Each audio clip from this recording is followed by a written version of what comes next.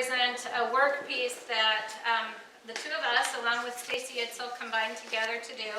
This came about because we had worked extensively on the development of PC University, along with another executive director, and we just were together in January at Nancy's retreat, and we really felt the need to put PCU together with new consultant training and kind of combine the two so that everything could be in one place. We knew that that was really important for our new consultants to be able to go to one place and have it all together. So we worked on this there, and then for several weeks after, a lot of phone calls and typing, typing it all together there.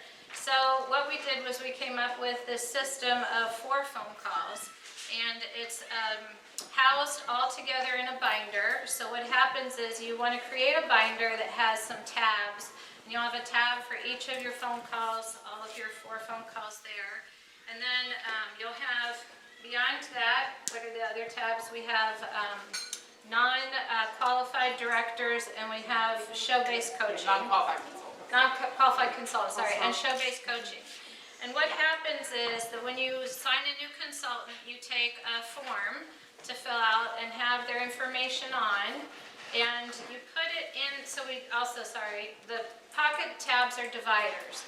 So you have these in your front page pocket, and then what happens is as I do phone call 1, when this person signs, they go into this pocket, so it's ready to go. Their information is right there. Once I've completed phone call 1 and I take all kinds of notes, then this paper would move to the tab for phone call 2. Okay, so this paper travels through the binder, through the 4 calls, as I complete the 4 calls with her or him. And I want to start out by saying that in a perfect world, you would have all 4 of these phone calls, and you would have all of this one-on-one time with this new consultant, and everything would be just flowery and perfect, right? But that doesn't always happen, right?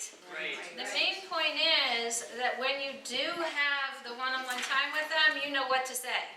Okay, so are you going to get through all 4 of those with every consultant? No. Are you going to get through every aspect? No. And in fact, in some of these calls, you may actually use the topics that we have in there as a checklist.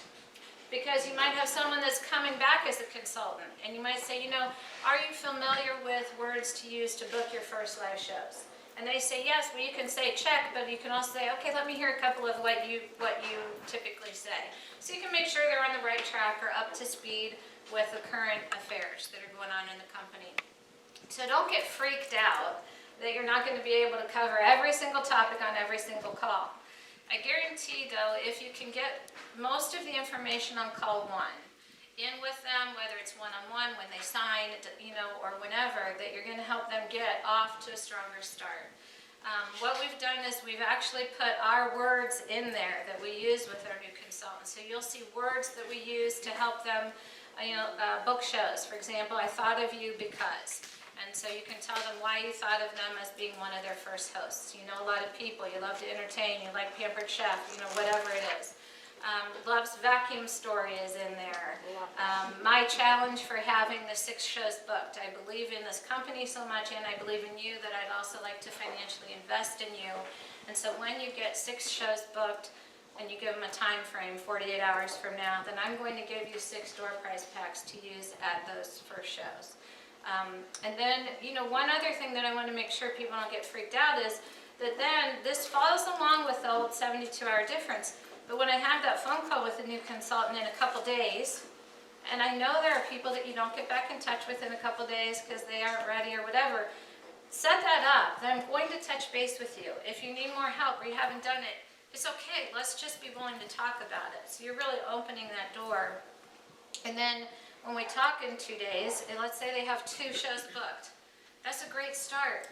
Tell me what it is that could help you get more shows booked. Did you run out of time? Do you need words to say? Did you run out of people to call? You're trying to diagnose what has happened that has stopped them from getting those 6 shows booked. And then you can reissue the challenge. Kind of reset the clock and reissue the challenge. Okay, so today's Tuesday. Do you think that you could get those other 4 booked, say, by Thursday? And we could talk then, now that you have some more information.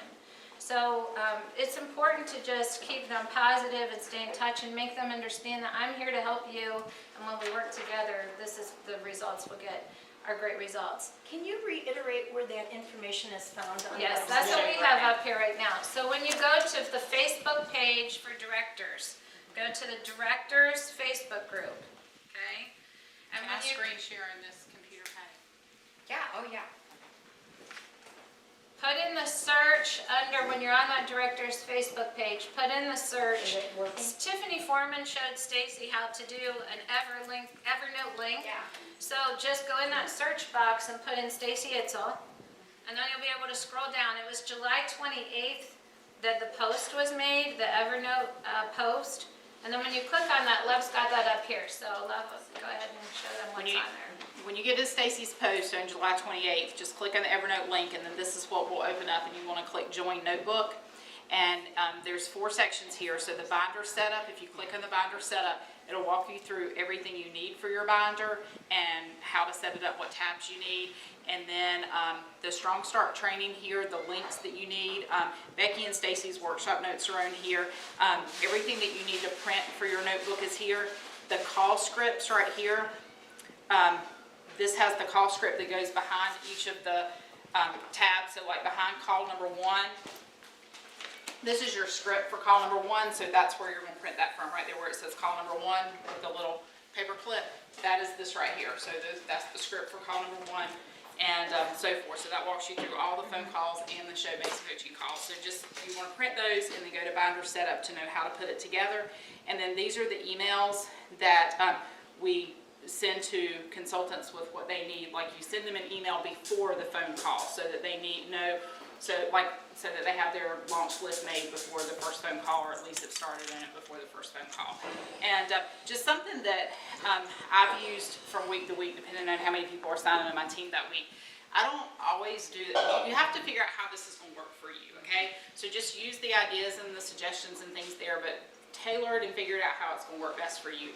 But if I have, if I've signed a couple people in a week, and some of my team members I'm working with have signed a couple people, I'll do that first phone call in a group phone call. I do it on Wednesday nights by Zoom at 8 o'clock or 8:30 when I get in from church. So just make it work for yourself. And so Lisa Hendrickson said to me in a meeting one time, she said, if you're bringing on 20 and 30 people on your team every week, can you continue to train people the way that you are now? And I was like, well, not exactly. So that's, when we have a lot of people coming in, that's the way I found to still make this work. I'm still doing the same call, but I'm doing it in smaller groups. Now, I'm not doing it with 20 people at a time because I don't think it's quite as effective, but I like to do it, with around 5 people, 2 to 5 people, but then that's helping me get more done at one time. And my binder has all this in it, but mine actually, because I want to be able to take it everywhere I go to be so mobile, I have all mine in a 1/2-inch binder. So don't feel like it has to be in a binder this big. If this works for you, do this. Because some of you I know like to have everything in one place, but mine is only new consultant training and it's all in a 1/2-inch binder. And when you look at what we have written up, it does have like to put, and I saw that Laura has this in here, like to put the different things that we're using, like the launch list and the different stuff from PCU in here. So at first I started with everything in here, but then I found what I use on my calls, and I just left that stuff in there, if that makes sense. So don't feel like you have to have every single document that's mentioned in here. Put in here what you need to be able to do an effective call with your consultants. And this is something you're looking at, not them, okay? And most everything that we talk about as an attachment is actually in their Recipe for Success booklet that they get in their kit. So I also don't always email everything, because if they have that, then I just tell them to pull it from there. I want them using that little booklet because it's all in there, so they can do it there. And there's 2 things I just want to, again, get what works for you out of all of this. But when we were going back and forth, there's really 2 things out of call 1, or when you sign the person, that really need to happen, that are majorly set up. They're the foundation of the person's business. Number 1 is their why. You have to take time to find their why. And this is one thing that I know people struggle with, because I've had my directors say, but I feel like I'm being nosy, or I feel like it's just not my information. And trust me, you can do it in a way that's personal and relatable and caring, And that's gonna help set that relationship between the two of you. So it's really important to ask enough questions with your new consultant so you understand clearly their picture. You have a clear picture of what they want, and you've shared with them a clear picture of what it will take to get to that point. So really discussing their why is huge. It's a big part of this call, because then I use that why every time I coach with them, every time. So if it's a house payment and their house payment's $500 and they have 3 shows, I can say something like, well, I know that you want to stay in your house. I know it's really important because you told me it was, and that you need 5 shows in order to be able to do that. And we're at 3, so what's holding you back from getting those other 2, and how can I help you? I just would use that in every conversation. So uncovering that why is critically important. And then the second thing that's main key of the first call is getting shows on their calendar. If they don't have shows, nothing else matters in that binder or anywhere else. So those are the 2 really key points to launching someone's business. And you know, we hope that you can take some things out of there and use them, help you in some way. And that's why we did it. So hope that helps. Any And questions? a little suggestion, if you've never done this before and you do this, when you print this out, read through these scripts and highlight or star or make little notes for the things that you're going to use, because if you don't, and you get on a phone call with somebody and try to use this, you are going to be very overwhelmed and very lost. These are my words and Becky's words and Stacy's words, and you know, things that came from 72 Hour Strong Start. So it's just the things that we use, but we don't use all of this every single time. Now we do the why and the bookings every single time. But like when you get to call 3 and it's about the cooking show, if they need help with how to get bookings at their first show, you know, you need to make sure they have a plan. But if they have a plan, you don't need to train them that in that phone call if they can tell you their plan. But if they don't, then what you could do with them is in there. But you're not doing every single one of those steps and taking an hour to go through their first cooking show. That's not what we're doing. So, but the pieces that they do need help with, it's all in there. Does that make sense? So you're not doing all of this. You are doing all the why and all the booking part. But if you'll just read through it, make your own notes and highlight and add in the things that you do, then your call will go much more smoother than if you just try to get on a call and read all this. You're going to be very overwhelmed. Any questions? Okay, thanks.